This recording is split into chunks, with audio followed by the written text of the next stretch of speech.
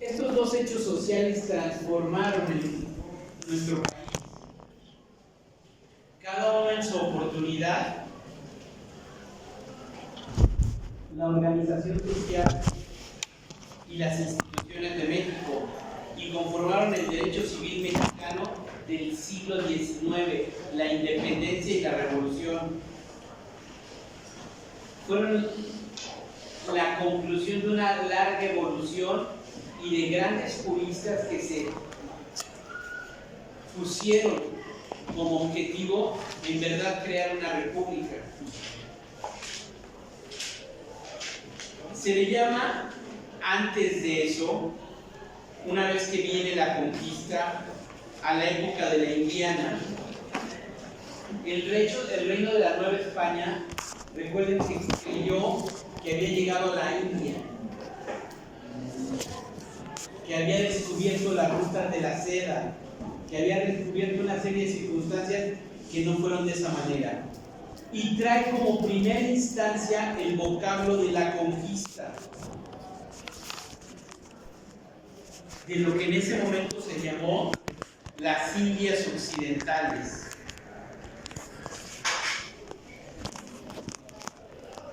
En ese instante histórico en el que los españoles llegan no a las Indias, sino a América, y también llegaron los portugueses, viene la primera disputa del botín, viene la primera circunstancia que le va a empezar a dar identidad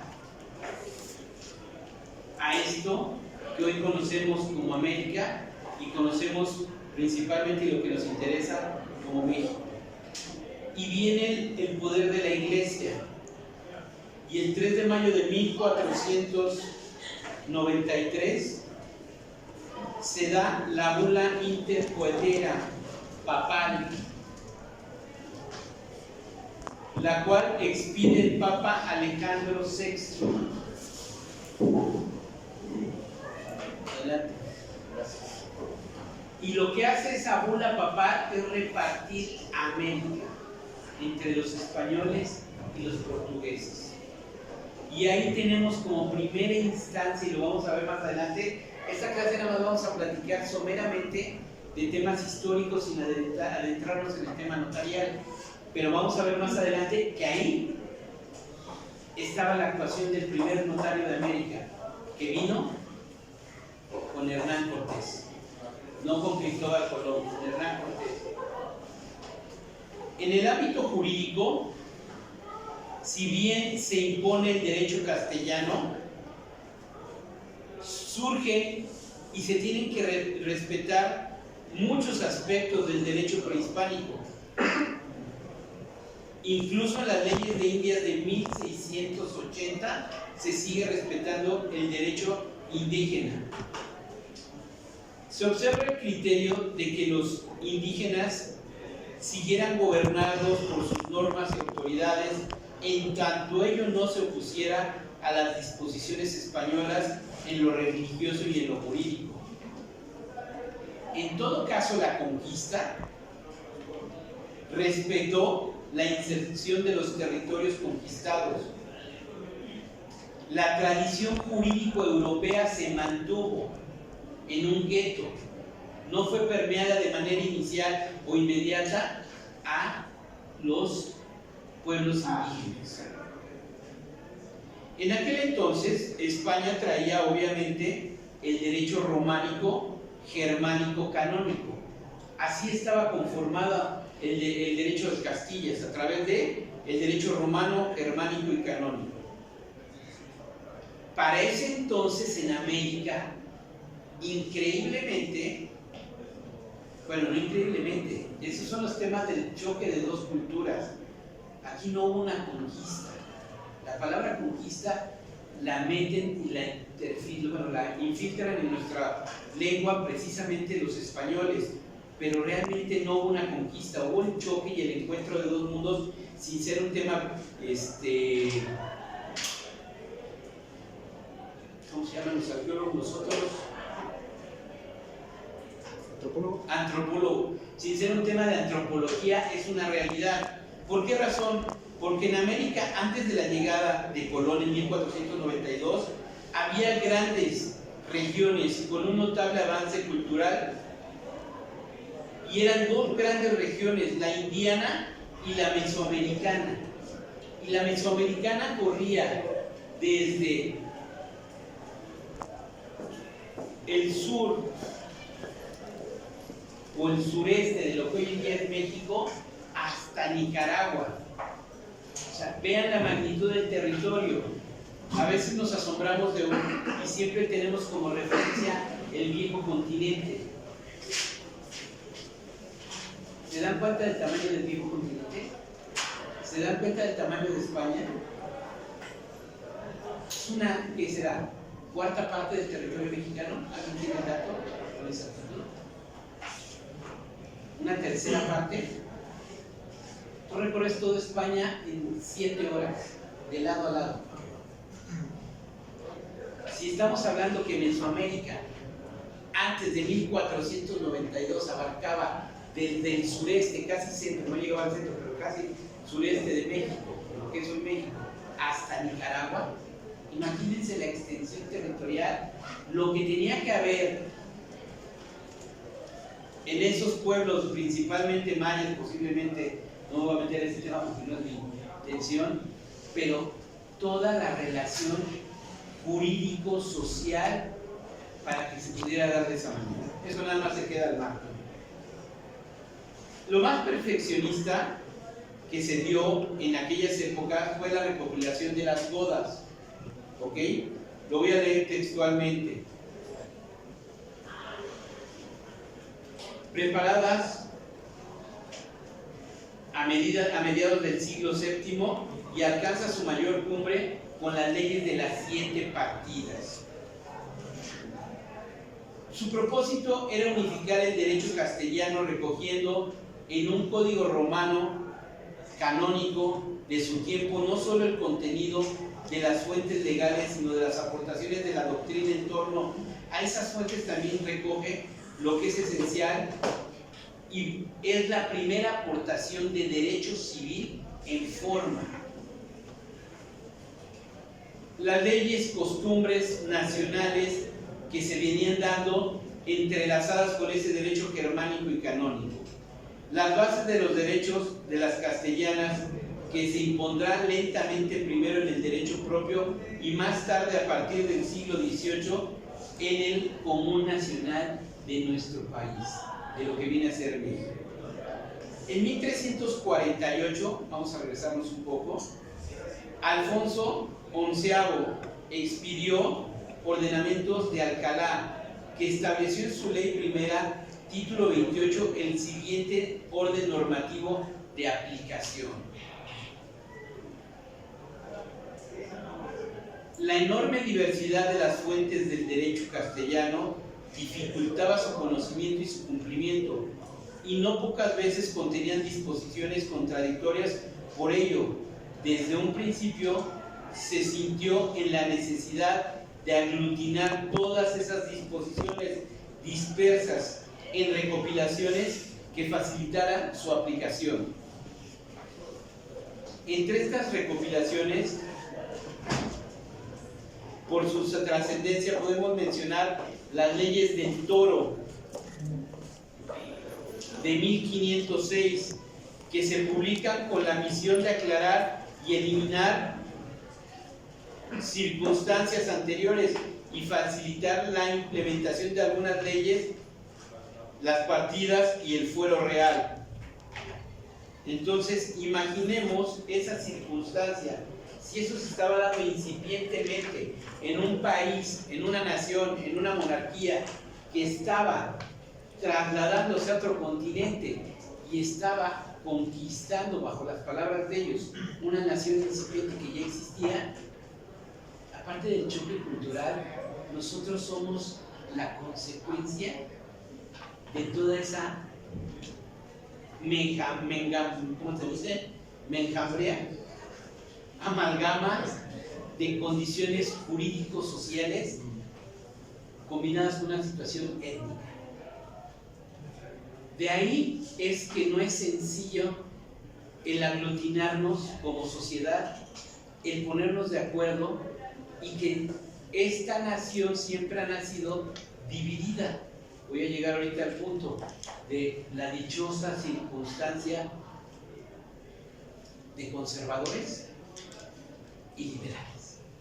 Otro concepto que nos acaban de traer como si fuera una novedad. Y desde las leyes de reforma de 1857 con Benito Juárez y demás, los que se decían liberales, vamos a ver que eran más conservadores que nada. Y los conservadores eran más liberales. Y a la fecha es exactamente lo mismo.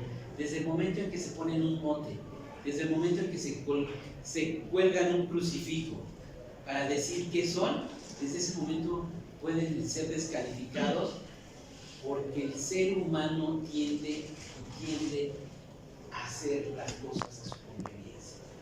Y más no se diga a los gobernantes, ¿verdad?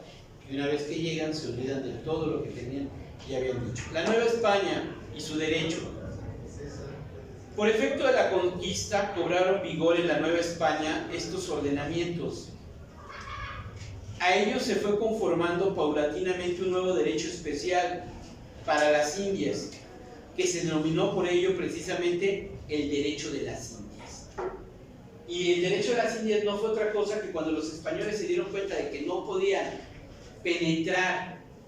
entrar a la conciencia social de esta gente que ya estaba aquí, que lo que hicieron fue hacer un híbrido, permitirles seguir con sus costumbres, siempre y cuando no interfirieran con la corona y con la iglesia.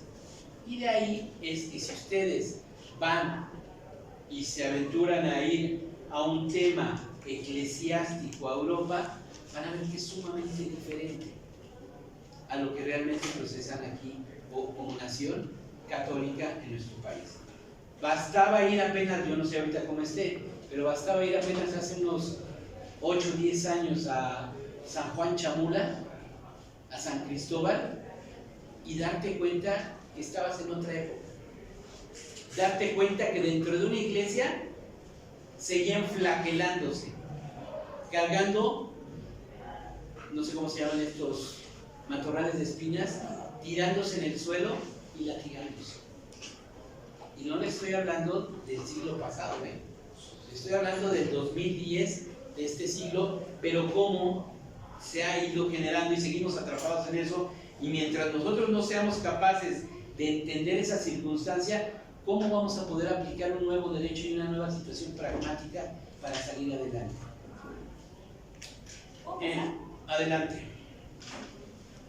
De manera resumida, la recopilación para las Indias fue la siguiente. Desde abril de 1556 se ordenó a las autoridades indianas que recopilaran las reglas, cédulas y más disposiciones que hubieran recibido de la metrópoli e informaran sobre el particular, lo que da lugar al llamado Condulario de Papa, por haberse encargado de ese trabajo y haberlo hecho a través de la Real Academia de México, en Vasco de Puga.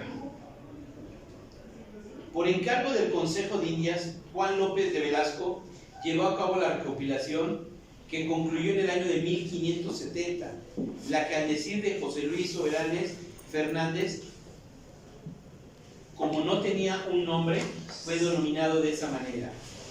La recopilación de Indias de Felipe II de 1573,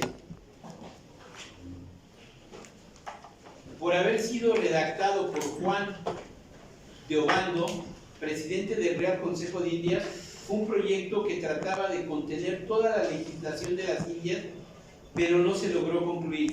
En 1596 se produjo el llamado Condulario de Encinas. Respecto de estos trabajos, nos dice Sobranes Fernández que si bien sería útil retomarlo y reconocerlo para poder entender.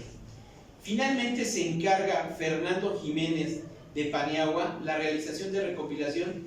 Los casi 20 años de intenso trabajo de Jiménez de Paniagua fueron de gran valía. Sin embargo, no debemos olvidar que antes se había hecho casi 100 años de labor de recopilación de López de Velasco para poder entender estas circunstancias. En suma, durante el largo periodo que va desde la firma en la villa de Santa Fe de la Vega de Granada del 17 de abril de 1492, por virtud de las cuales se establece, entre otras, la corona de Castilla y Cristóbal de Colón con las bases para llevar a cabo el viaje del descubrimiento y el tratado, hasta llegar al tratado firmado en la villa de Córdoba, Veracruz, el 24 de agosto de 1821, entre el virrey Juan de Donojú y Agustín de Iturbide, por el cual se reconoció la independencia de México. ¿Saben cuándo reconocieron la independencia de México en España? 1827. Y se dio a conocer hasta 1828. 6 años después que se había firmado este tratado de Córdoba, para los españoles seguimos siendo corona de los españoles. Imagínense y vemos simple y sencillamente números. ¿Cuántos años pasaron de 1492 a 1827? A ver, los 335. ¿Cómo 35? 335. 1492. Por eso estamos en derecho. A 1827. 1492, descubrimiento de América. 335. Púreme. Ahora dígame, de 1827 al 2025. 198.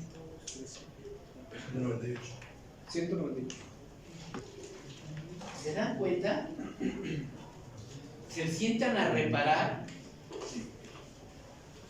cuánto tiempo lleva esta incipiente nación luchando entre sus demonios y sus abogados?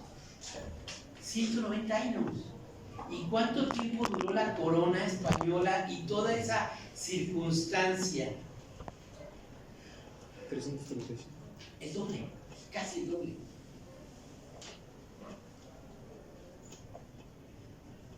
Bueno, ¿y eso qué? ¿De qué nos sirve? Que si ustedes en el 2025 no se aplican, dentro de 100 años va a estar platicando alguien más esto y vamos a seguir en un periodo de oscuridad, porque nos viene valiendo para dos cosas. Y por eso puede llegar alguien a manipular una nación de 120 millones de personas con conceptos que se dieron hace no 197 años, hace 160, 150 años, y seguimos dándole la vuelta, porque no hay interés de nosotros para decir, oye, espérate, nos estás tomando el pelo. Todo lo que estás diciendo es un refrito, y lo vamos a ver ahorita. Entonces, aquí es donde yo quiero que nos detengamos un momento y empiecen a analizar esa parte. ¿Cuál es y cuál va a ser su aportación en el derecho dentro de 20 o 30 años?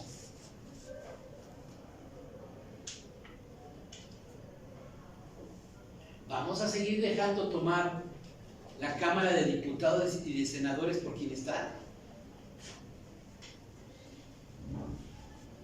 Debería estar llena de abogados. Vamos a dejar que ahora los jueces lo saque como Chabelo sacaba cualquier escuate, la X o a la catafixia. Eso estamos jugando. En el 2025, esa es la imagen que estamos dando hacia el exterior. No me importa si son verdes, si son guindas, si son azules. Aquí no estamos hablando de política. Estamos hablando de derecho. Y el derecho es lo que hace una nación. Y el derecho es lo que ha sustentado este país, pero pareciera que nos vale y no nos damos cuenta de lo que estamos dejando de lado. Vientos de libertad. Las ideas de los enciclopedistas franceses de Voltaire y compañía, Rescue, conocidos como la Ilustración, que refutaban el viejo principio medieval del derecho divino de los reyes como fuente del poder y la sustitución por la nueva idea de la soberanía popular, se empezaron a conocer aquí en la Nueva España. Además de la independencia de los Estados Unidos que se da en 1796. Pero sin duda la Revolución Francesa, que acabó con el régimen feudal y posteriormente la imposición de José Bonaparte como monarca español, detonaron el movimiento de independencia. El tratado que se dio en ese momento permitió a las tropas francesas atravesar territorio español, ocupar las plazas, las fuentes, y provocó el llamado motín de Aranjuez, que finalmente conllevó a la abolición del rey Carlos IV a favor del hijo Fernando VII de Napoleón.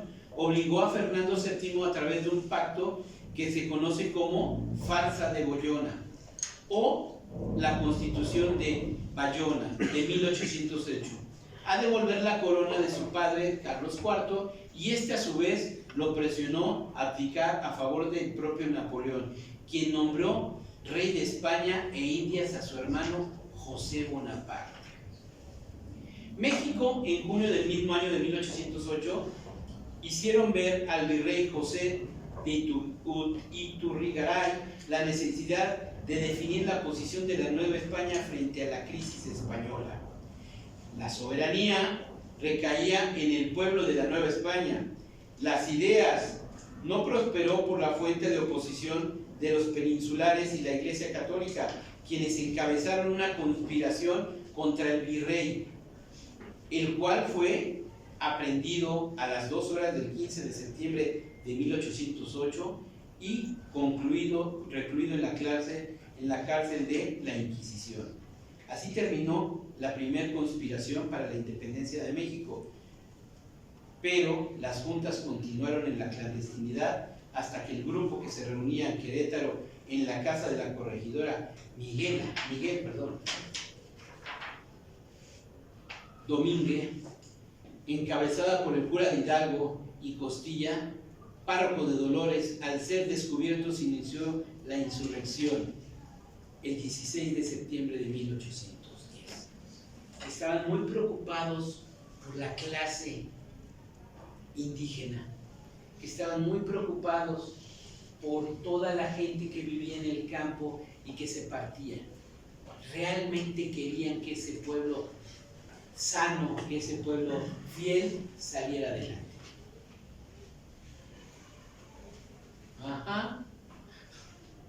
Tenían aspiraciones políticas, tenían aspiraciones de clase, tenían aspiraciones de necesidades, y tomaron nuevamente al pueblo de México como conejito de Indias para poderlo lograr. Claro, con ideas que venían desde Europa y que se había fragmentado la corona y se había en ese momento quedado en una situación total y absolutamente, no de indefensa, pero sí precariamente.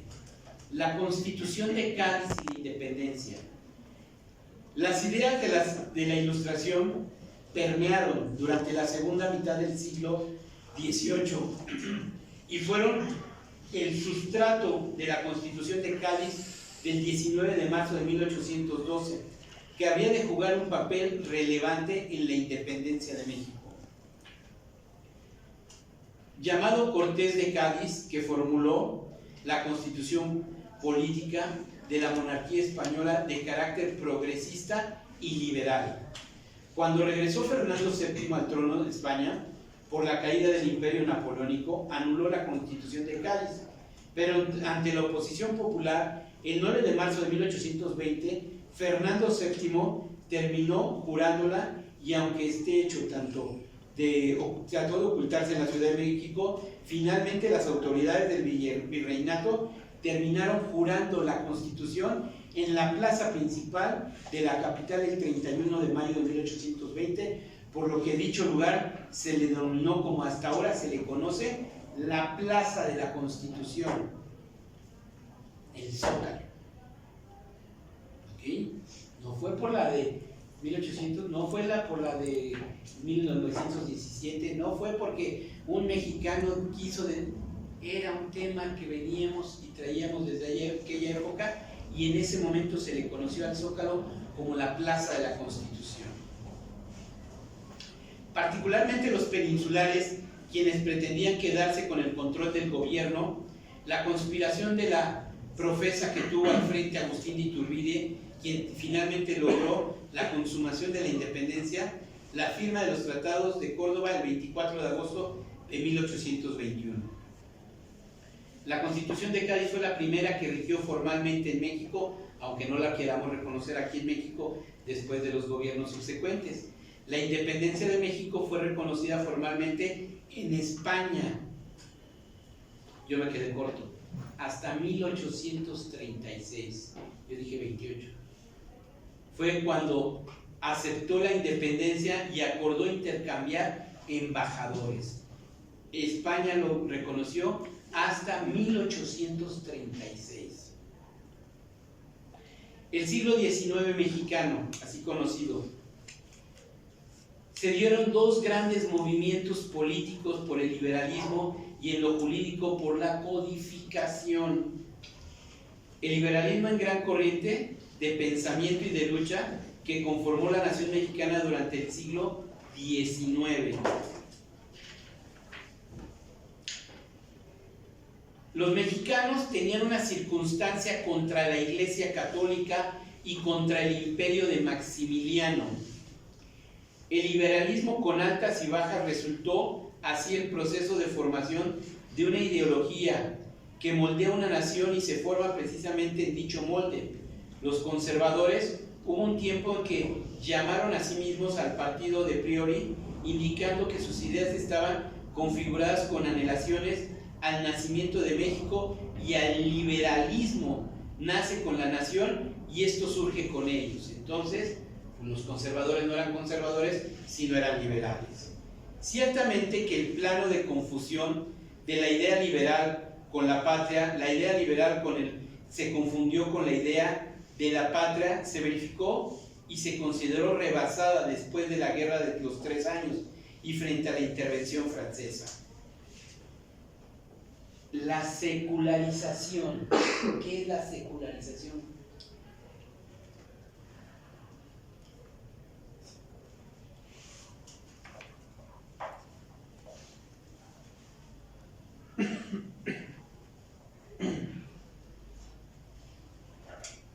¿Ya vieron? Que van a ir al infierno. Han de ser conservadores, que no quieren reconocer la gran labor de don Bomberito Juárez. Ya lo encontró, ¿verdad? Sí, ya, San Google ya me lo dijo, yo también lo sabía. Que implicó la desamortización de los bienes de la Iglesia, el hacer civil del matrimonio, el nacimiento y la muerte afirman la supremacía del Estado en la sociedad y suprimir el fuero eclesiástico.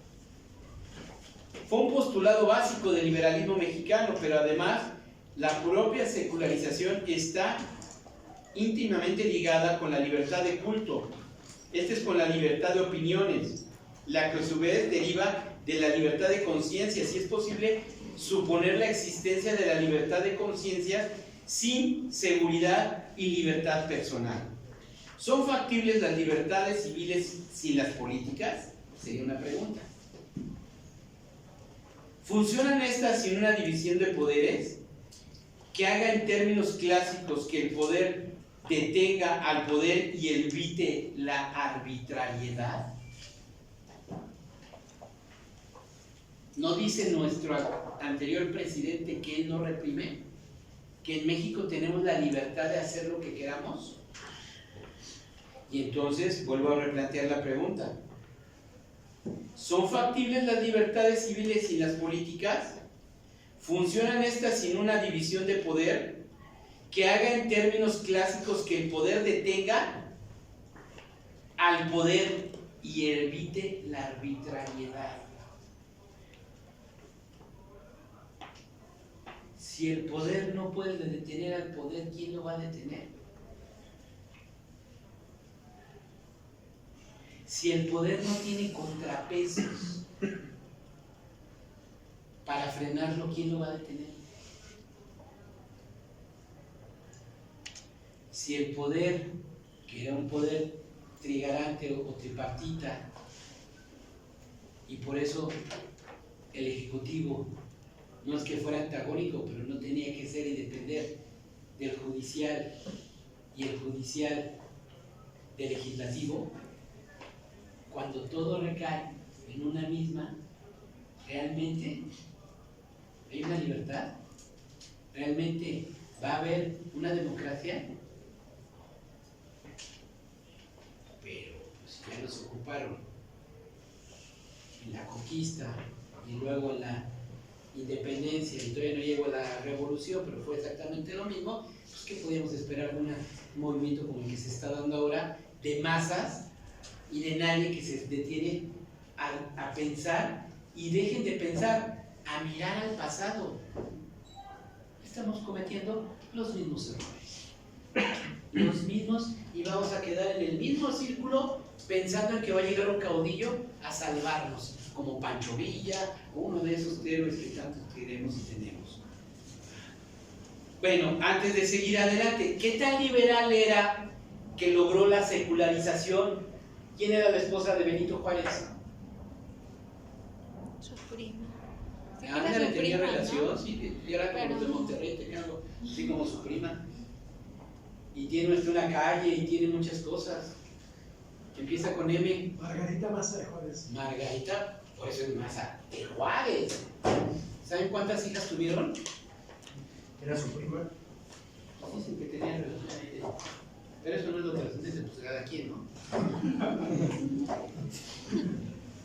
Y además ella quiso, claro, ¿no? Eso de que la prima se le no.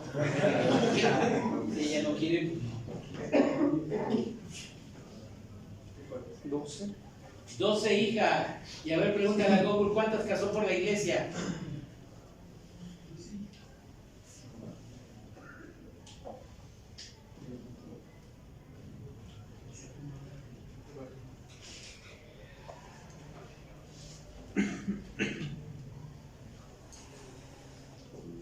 Si no a las 12, a 10.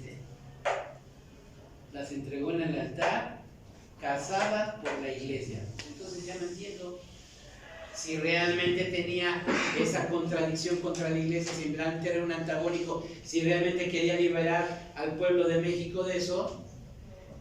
Y vamos a pensar que no, que era una conveniencia, pero era un liberal. Pues por lo menos debió haber sido congruente sus hechos con sus pensamientos. Entonces me pregunto, que sentaba apenas en la presidencia, que se decía liberal, ¿será liberal? No sé si las casó por la iglesia, también las pudo haber casado por el civil. Pero supone que una de las consecuencias de eso, de la separación de la iglesia y Estado, fue la creación del... Claro, antes de la secularización no había registro civil. Antes de, no lo había. El poder de la iglesia tenía el registro de nacimientos, matrimonios y muertes. Y eso le brindaba el poder para tener el control de la sociedad. Porque quieres existir, ven a registrar y a bautizar a tu hijo. Si no, está en pecado. ¿Quieres no ser una meretriz? Ven y cásate de blanco y ven y cásate ante Dios, para que no seas una cualquiera. Ah, te vas a morir, ¿qué tienes? Vente, te voy a dar uno de los sacramentos que son los santos óleos, pero pues antes te tienes que ir con la iglesia. Claro, pero es que yo no creo, si tienes toda esa ferviente idea jurídica, social, de separar y el daño que estaba haciendo, como en lo oscurito te vas a dar vuelta y vas a casar a tus hijas en ese sentido. Yo creo que debiste haber sido un poco congruente y diría quién eres realmente en la historia, por un lado. Por otro, anduvo como judío errante. Él es uno de los culpables, bueno, no de los culpables, no vamos a decir culpables.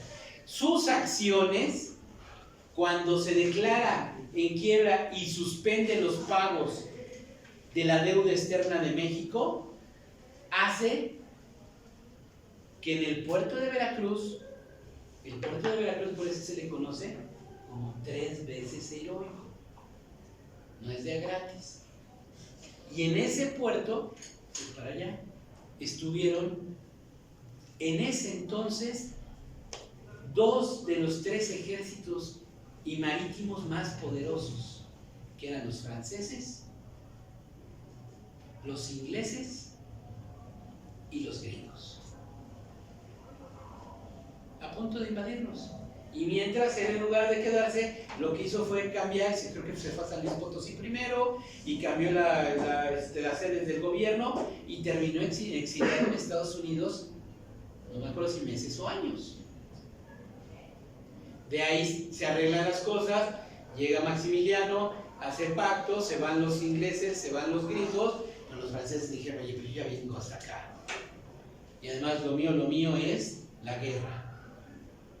¿Y qué inventaron para invadirnos? Origen de la cláusula Calvo del artículo 27 constitucional. ¿Guerra de los pasteles? La guerra de los pasteles. ¿Y qué fue lo que inventaron? El de los derechos de un pastelero. Que unos pasteleros franceses que estaban en Orizaba, Córdoba, se habían sido violentados sus derechos, y como eran franceses, ellos tenían que defender a sus connacionales, y ese fue el pretexto para invadirnos. Y después viene la batalla, célebre batalla de Puebla y todo lo que conocemos, pero ese fue el motivo. Todo originado, ¿dónde estaba nuestro presidente? ¿Quién fue uno de los héroes, 2 de los héroes de esa guerra, de esa batalla de Puebla y de esa guerra? Porfirio Díaz. Antes de Porfirio Díaz, nuestro general. No, Zaragoza. ¿Y de dónde era Ignacio Zaragoza? Del mismo lugar que Porfirio Díaz. De Oaxaca. Oaxaqueño. Y de ahí viene el clima, cuando gritaron y empezaron a atacar. ¿Nunca han oído ese? ¡Ataca Oaxaca! Porque fue el grito de guerra para poder empezar. Les digo bueno, que me estoy adelantando a mis capítulos, es así como el capítulo de la telenovela. ¿Ustedes sabían que Porfirio Díaz estudió en la Universidad, obviamente, de Oaxaca, Derecho? ¿Y quién era su maestro de civil? Benito Juárez. Benito Juárez. Entonces, pónganse a pensar que a veces no sabemos dónde confluyen las circunstancias. Ni los buenos son tan buenos, ni los malos son tan malos. ¿Y en dónde se puede dar un quiebre? ¿Quién dice que no tenemos aquí en esta aula el próximo caudillo, el próximo liberador, y que haga la 5ª transformación o la 6ª? Solamente es que quieran ustedes. La doctrina liberal mexicana quedó consagrada en primer término en la Constitución de 1857, que es la que se reconoce. Por eso no reconocen a la de Cádiz. ¿Cómo van a reconocer una Constitución que era española y que el virrey besó en la Plaza de la Constitución? Pero claro que tuvo efectos en México en aquel entonces. Entonces la primera y la que se reconoce es la de 1857. Y posteriormente, en julio y agosto de 1859, las benditas leyes de reforma, que sí fueron benditas, ¿eh? Hay que reconocer que esa separación y la secularización es algo que cambia nuestro país significativamente. En 1872 se incorporan a la Constitución las leyes de reforma. Los liberales que integraron el Congreso del Constituyente de 1856 y 57 lograron dar a México la Carta Magna de carácter eminentemente liberal. Individualista, que abolió completamente los fueros eclesiásticos, negó a las corporaciones religiosas capacidad para adquirir o administrar bienes raíces, consagró la libertad de cultos, estableció la separación entre la Iglesia y el Estado, adoptó como forma de gobierno la república representativa, democrática y federal. No es menos.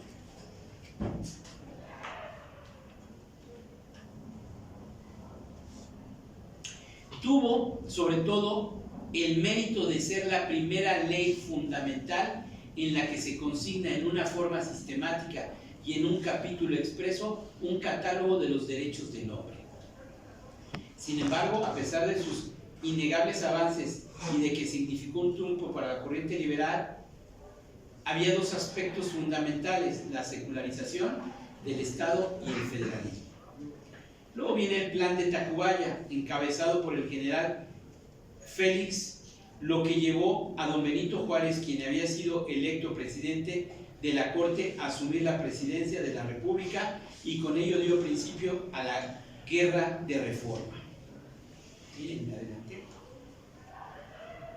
En medio de la Guerra Civil, Benito Juárez considera impostergable la reforma de la nación, por lo que expide en el puerto de Veracruz un conjunto de disposiciones que se conocen como leyes de reforma, algunas de ellas de la mayor relevancia en materia de derecho civil. Complementarias a la formalización de textos constitucionales y legales de los principios y programas políticos del liberalismo, se sintió igualmente la necesidad en el México independiente de consagrar estos principios en una codificación de derecho común. El proceso de codificación tuvo sus primeras manifestaciones en Europa en la segunda mitad del siglo XVIII, pero fue a partir de la promulgación del Código de Napoleón el 25 de marzo de 1804, cuando triunfa en el mundo la tradición jurídico-romana germánica, el movimiento de la codificación. El Code contribuyó en su formalización, entre otros, para poder dar y conformar el orden social.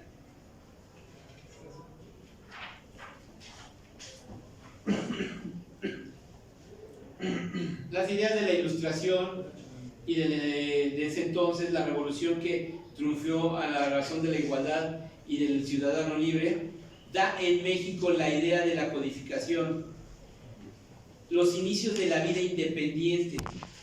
Desafortunadamente, la inestabilidad política y las constantes guerras no permitían poderlo llevar a cabo. Por otro lado, el adoptar el federalismo también llevó cuestiones que se hacían localmente de manera excelsa a verse frenadas. El primer intento por formular el Código Civil en México lo llevó a cabo el gobierno provisional establecido a raíz de la independencia, al integrar en noviembre de 1822 una comisión que a tal efecto, en la que figuraban José María Figueroa y Andrés Quintana Roo. Al prevalecer la Constitución de 1824, la tesis del federalismo no se discutió. En consecuencia, el tema de la codificación, pues se entendió que dicho asunto quedaba relevado a la soberanía de los estados.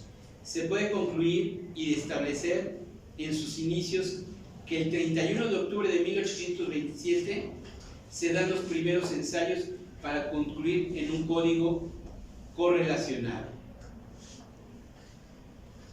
En 1828 y en 1829 tenemos el Código de Oaxaca y el Código en Zacatecas. En Veracruz adopta en 1868 un código y el proceso de codificación se culmina para dar paso al Código de 1870. Una transformación de las instituciones jurídicas de un pueblo no es la obra de un día,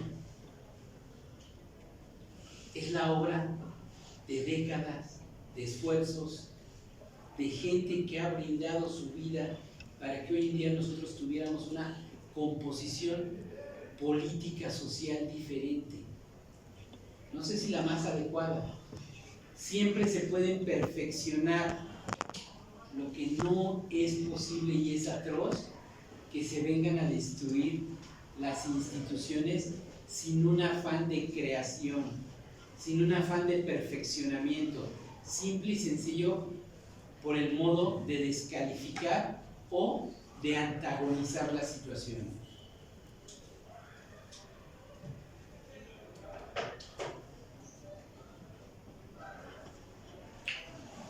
Ahí les va esto.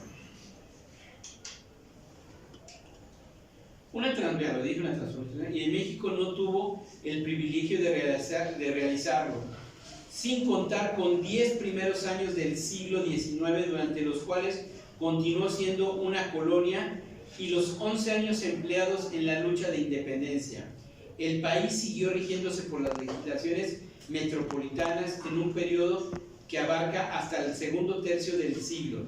Sin embargo, en ese largo periodo de 70 años, leyes sucesivas inspiradas en tendencias irresistibles en un grupo selecto de juristas modificaron profundamente la organización social, el concepto de personalidad jurídica, las arraigadas ideas de los fueros y privilegios, prepararon y consumaron la reforma, que alteró las instituciones sobre el estado civil de las personas y de las corporaciones, transformaron el régimen de propiedad inmueble, avanzando más consagrado por la Carta Política, la conquista de las ideas. Buscaron dar seguridad a las personas y a las cosas, crearon un sistema de protección de las garantías individuales.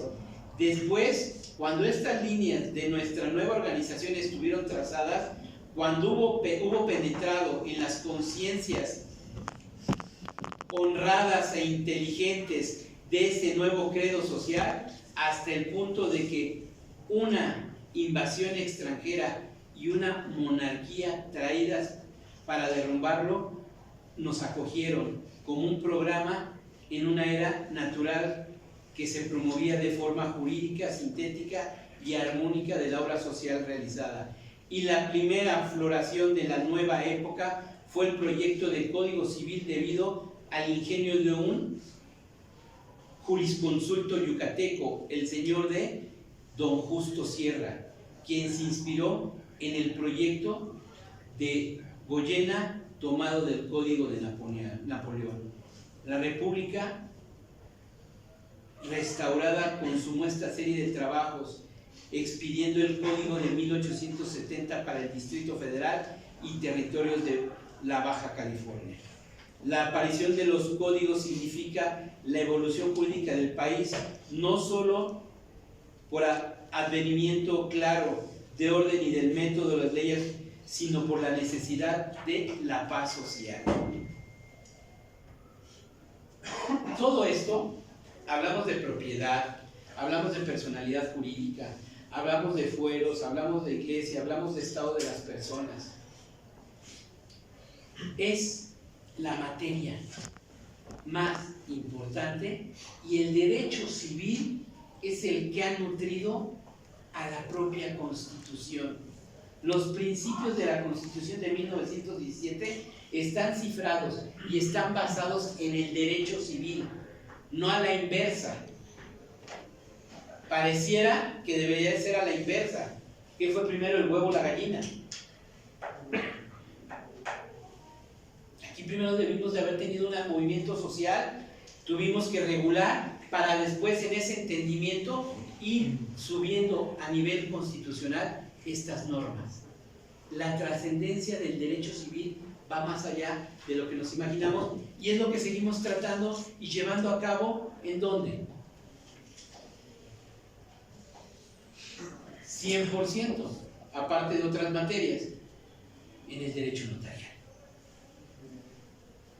Partimos de la personalidad y capacidad jurídica de los individuos para saber si están dotados o no están dotados para llevar a cabo tal o cual accionar jurídico. si tienes la capacidad o no tienes la capacidad jurídica, si eres o no eres un ente que sea susceptible de adquirir derechos y obligaciones. Todo eso se da en el derecho civil y todo eso es lo que exportamos para allá. Obviamente les voy a pasar estas hojas, porque como les dije, la historia va a ser una parte inicial del examen. Ahorita estamos en el código de 1870. Después de eso ya nos vamos a ir a la historia del notariado y después de eso vamos a tener nuestro examen. ¿Ok? No antes. Lo que quiero es abrir conciencias con ustedes. Me sorprende y me da grata sorpresa a la vez, aunque no me gusta, que pareciera que esta situación de estarles leyendo un librito como cuentito de tío fuera absurdo.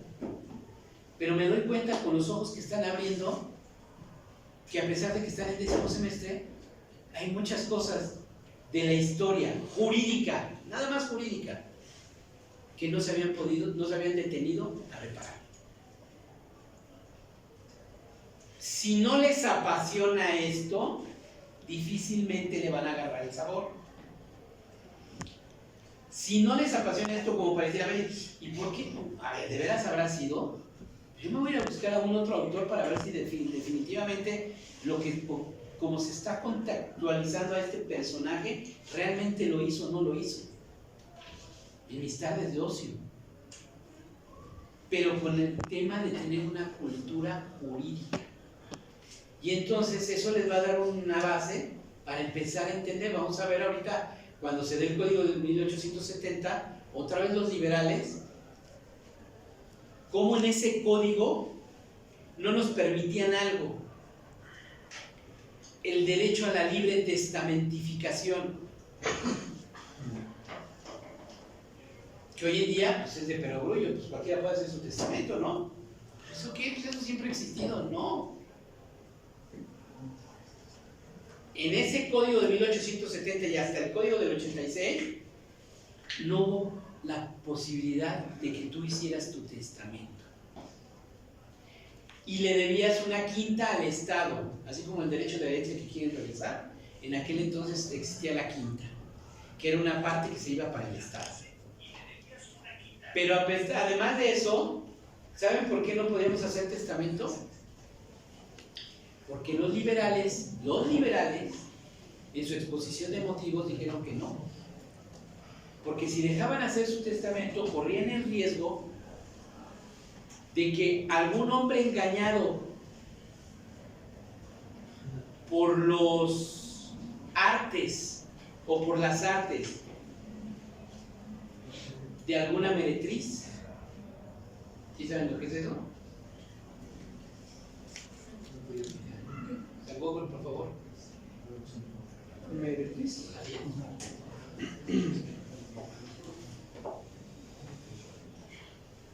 Prostituta. Según el diccionario de la Real Academia. Suripantla. Prostituta. Pero es una palabra para no decir esas dos que no tiene nada de malo, además de que no me interesa. Pero así decía la exposición de motivos: por alguna meretriz fuera envilado, engañado, y que por eso fuera a dejar a su familia sin los derechos que le correspondían. Dicho de otra manera, le fuera a dejar las cosas a la querida, o al amante, o a la señora que le daba servicios. Entonces, bajo ese concepto, pues, ¿cómo iban a permitir que un hombre envilado por esas circunstancias pero es que decía otra palabra que no me acuerdo, pero el culpable no era él, era ella?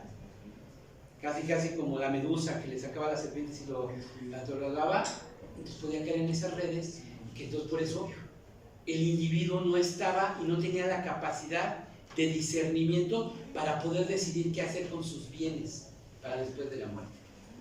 Y no lo aceptan. Y por eso no hay derecho de testamentificación en el Código de 1870. Increíble. Y eran los liberales. De risa. Dicen eso. Esa es la parte de la historia. Vamos a ver cuándo sí brinca y desde cuándo tenemos ese derecho. Y ese derecho es parte fundamental, otra vez, ¿de qué derecho? el derecho notario. Pero hacer un testamento no es el mes de testamento, y hacer un testamento no es hacer bolillos o tortillas. Hacer un testamento es sentarse con la gente, platicar con ellos, entender por qué es el acto jurídico más importante para el individuo, llámese ella o él, y para el propio notario. ¿Por qué? Porque está de por medio el patrimonio de... En la compraventa también. Está de por medio la voluntad de la persona. En la compraventa también. Ah, no sé. Es la última, ¿no? Su última voluntad. Porque es su última voluntad y luego Ya murió. No hay más voluntades que. Bueno, y también porque versa sobre su patrimonio y directamente sus derechos alimentarios a sus hijos, a sus padres. pues eso los tiene durante toda la vida y tiene la obligación de cumplir con sus obligaciones alimentarias. Iba bien, pero sáquele más. ¿Qué tiene que ser la última? Que ya no se puede hacer más después de eso. ¿Qué es el testamento allá atrás? ¿Quién se acuerda de la definición? Allá sus dos compañeros. Es la voluntad de una persona antes de morir. No. A ver, allá. El Código Civil de la Ciudad de México, en su artículo 1250, lo describe como el acto jurídico personalísimo, libre y revocable, por el cual una persona capaz dispone de sus bienes, derechos, cumple deberes y dispone de sus bienes para después de su muerte. Para que surte efectos después de su muerte.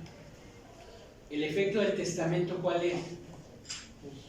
¿Cuál es la naturaleza jurídica del testamento? Postmortem, ¿pero qué es? Personalísimo. Ya lo dijiste. Una declaración de última voluntad. Postmortem. Porque va a surtir efecto después de la muerte.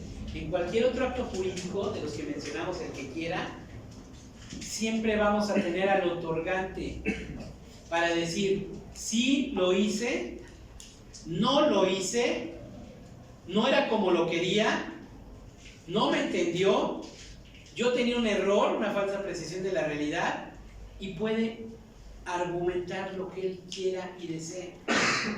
En el testamento no. Cuando el testamento surte el efecto, ya no tenemos al otorgante. De ahí la trascendencia, y por eso es el acto más importante. Porque si no lo hace con la exactitud que él desea, no se va a cumplir su disposición post-mortem en el sentido que él lo desea. Para eso está el notario, para entender y saber cuál es su intencionalidad, exteriorice su voluntad y lo plasme de manera adecuada en el clausurado. La trascendencia del notario es que inclusive hasta hace unos pocos años decía ese propio capítulo del testamento que si no lo hacía de manera correcta, ¿cuál era la sanción? ¿Mandé? La pérdida de la patente.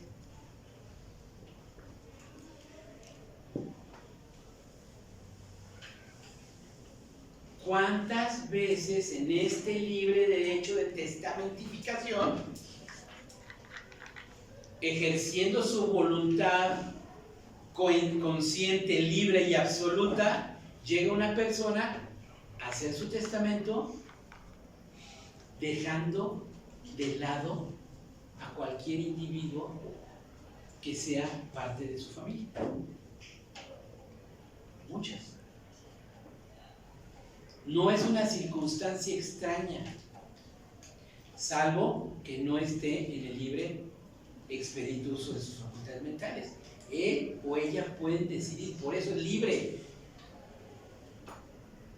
Por eso es una declaración unilateral absoluta.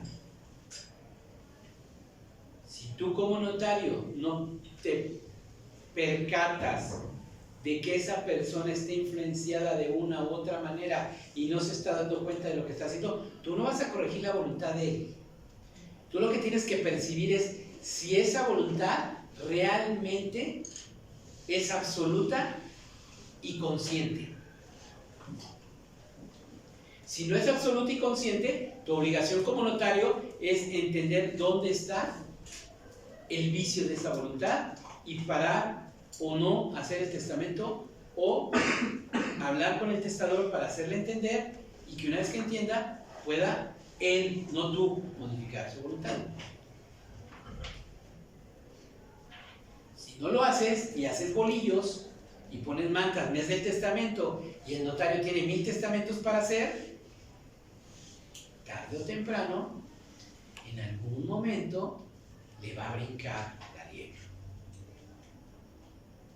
y se va a acordar de eso. Pero lo más triste no, palabra no es denigrante, lo más, si es denigrante para la función, no para él, es que no se esté tomando el tiempo y la conciencia para darle ese momento a esa persona que está viniendo a confiar en ti y que va a depositar su confianza para que lo que él quiere se lleve a cabo cuando ya no va a estar él. Ahí está la trascendencia. Entonces, sí es una labor sumamente especial, especializada y de cuidado. Si el señor viene y quiere, o la señora, consciente, libre y absoluta. Si es así y no anda cucu, adelante, con las consecuencias que eso va a tener. Pero yo me tendré que proteger. Tengo 3 hijos, pero nada más quiero dejar a Pedrito y a Luis. Y al hijo de su tal por cual, que es Alberto, no lo quiero dejar. Bueno, la señora fulana de tal, que procreó 3 hijos del matrimonio fulano de tal en declaraciones en la hora de la cláusula, en este acto manifiesta que su deseo expreso única y exclusivamente designar a 2 de sus hijos. No digo nada del otro como me dijo, pero estoy dejando con esas 2 palabras exactamente la claridad de que la señora estaba perfectamente consciente que tiene 3 hijos, pero que es única y exclusivamente su voluntad dejar a 2 de los 3. Con esas 2 palabras, con la fe pública, el día de mañana ese tercero que va a patalear, va a berrear, le va a dar patadas a la puerta y que seguramente encontrándose un abogaducho de 3 pesos, engañado, va a querer impugnar el testamento, ya no va a tener la salida de que la señora estaba en una edad avanzada, que los otros 2 hijos la influenciaron para que lo dejaran fuera porque él era la oveja, el que siempre vio por la mamá, y unas cosas de telenovela que ni siquiera vienen al caso jurídicamente, pero que mientras ya te metieron la anulación, no es anulación, ¿lo que dije? El testamento, la nulidad del testamento, pues ya te pusieron a ti el parir porque tienes que dedicarle todo el tiempo necesario y la diligencia a ese procedimiento, porque ven, va de por medio, si no la patente, tu nombre y tu calidad profesional. Entonces tienes que cuidar. Entonces hay que ir dando esas situaciones. Bueno, aquí lo dejamos. Creo que me llegaron el doble, se suponía que se iban a ir la mitad. Los que nombres se pueden ir, los que no nombres se quedan para apuntarse. Cantú Pérez Christopher.